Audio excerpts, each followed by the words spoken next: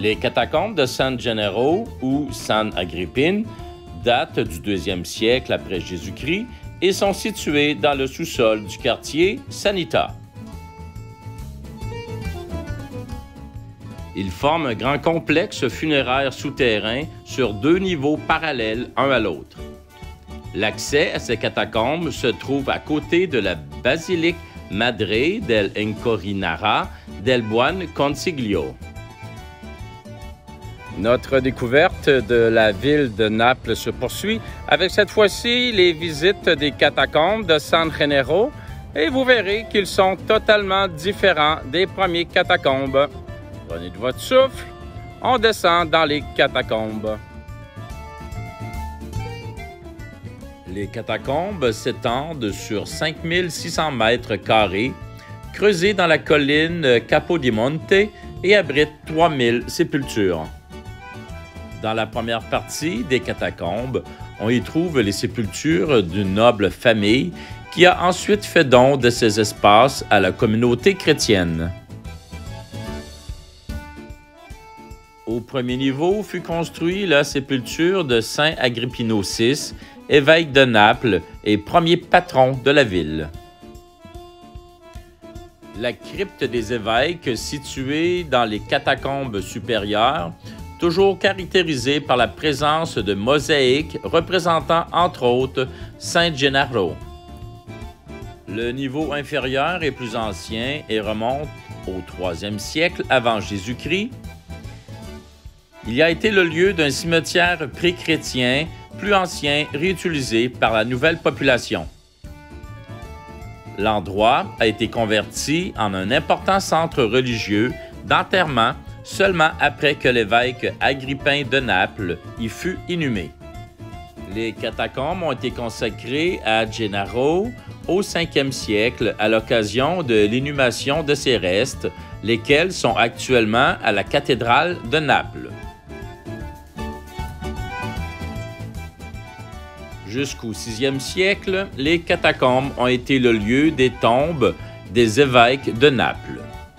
À cette époque, on ne faisait pas subir aux dépouilles des étapes de drainage comme dans les catacombes de San Gordizio, que nous avons visité un peu plus tôt, car on utilisait dans celui-ci des méthodes plus récentes de conservation des corps. On enveloppait alors les dépouilles dans des linceuls, qui étaient par la suite placés dans des caveaux sculptés sur les parois.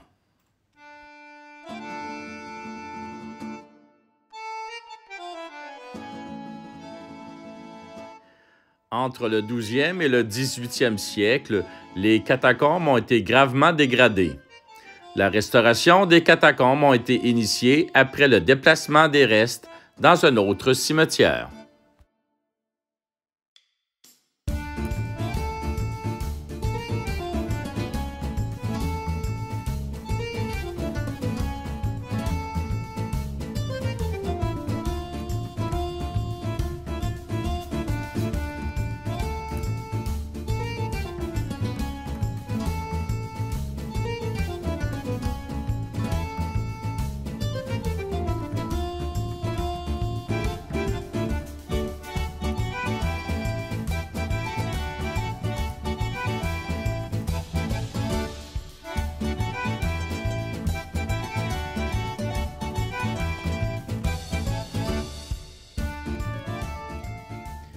Le Castel del Ovo est le plus ancien des châteaux de Naples et signifie le palais de l'œuf.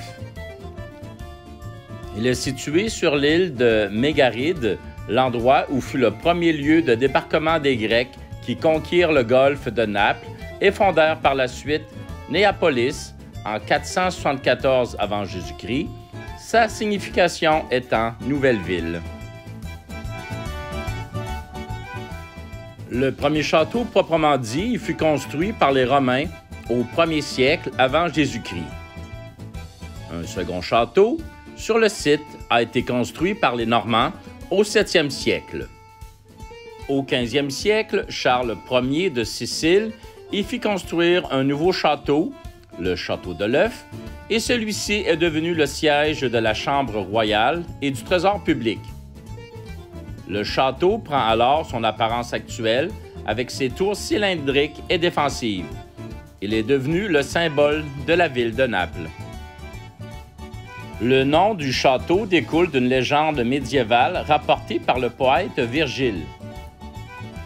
Un sorcier aurait déposé un œuf magique sous les fondations du château afin de soutenir l'ensemble. Si cet œuf venait à disparaître, la forteresse s'effondrerait, entraînant la ruine de Naples. C'est ainsi que la reine Jeanne Ier de Naples a été soupçonnée d'avoir fait disparaître l'œuf et d'avoir précipité tous les maux sur la ville. Le château est construit en front de mer. L'îlot est rattaché au continent par un minuscule chemin enroché. Le château est de forme rectangulaire, 200 mètres par 45 mètres. Son emplacement offre une excellente vue du fond de mer de Naples. Il existe de nombreuses légendes autour du Castel del Rovo. L'une d'entre elles concerne la sirène Parthénope, qui, au fil du temps, est devenue un symbole de Naples. En fait, la légende parle d'une sirène nommée Parthénope, dont le nom signifiait en grec « naître de soi » ou qui se traduit aussi par « vierge ». Parthénope était la troisième des trois sirènes après Ligéa et Leucosia, et à cause d'Ulysse, elle se laissa mourir et fut emportée par la mer le long des côtes. La sirène napolitaine Parthénope elle-même s'est laissée mourir sur l'îlot de Mégaridée. Une fois morte, la sirène s'est dissoute, se transformant en la morphologie du paysage napolitain.